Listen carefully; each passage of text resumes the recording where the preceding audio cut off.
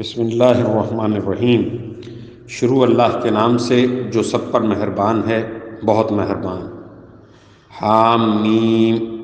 قسم ہے اس واضح کتاب کی، ہم نے اسے عربی زبان کا قرآن بنایا ہے تاکہ تم سمجھو، اور حقیقت یہ ہے کہ وہ ہمارے پاس لوح محفوظ میں بڑے اونچے درجے کی حکمت سے بھری ہوئی کتاب ہے۔ بھلا کیا ہم منہ موڑ کر اس نصیحت نامے کو تم سے اس بنا پر ہٹا لیں کہ تم حد سے گزرے ہوئے لوگ ہو؟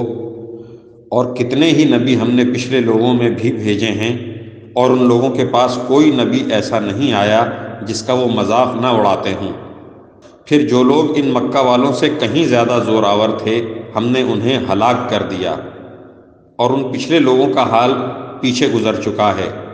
اور اگر تم ان مشرکوں سے پوچھو کہ سارے آسمان اور زمین کس نے پیدا کیے ہیں، تو وہ ضرور یہی کہیں گے کہ انہیں اس ذات نے پیدا کیا ہے جو اقتدار کی بھی مالک ہے، علم کی بھی مالک۔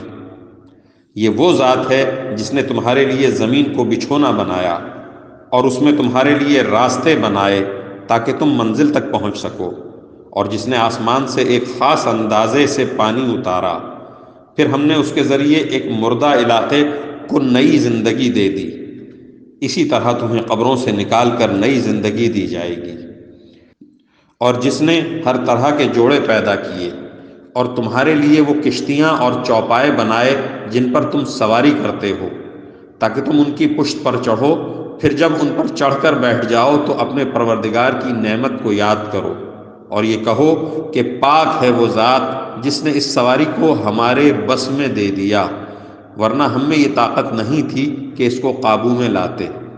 ہم میں یہ طاقت نہیں تھی کہ اس کو قابو میں لا سکتے، اور بے شک ہم اپنے پروردگار کی طرف لوٹ کر جانے والے ہیں۔ اور ان مشرک لوگوں نے یہ بات بنائی ہے کہ اللہ کا خود اس کے بندوں میں سے کوئی جز ہے۔ حقیقت یہ ہے کہ انسان کھلم کھلا ناشکرا ہے۔ بھلا کہ اللہ نے اپنی مخلوق میں سے اپنے لیے تو بیٹیاں پسند کی ہیں اور تمہیں بیٹوں کے لیے منتخب کیا ہے، حالانکہ ان میں سے کسی کو جب اس بیٹی کی ولادت کی خوشخبری دی جاتی ہے جو اس نے خدائے رحمان کی طرف منسوب کر رکھی ہے، تو اس کا چہرہ سیاہ پڑ جاتا ہے اور وہ دل ہی دل میں کوڑھتا گھٹتا رہتا ہے۔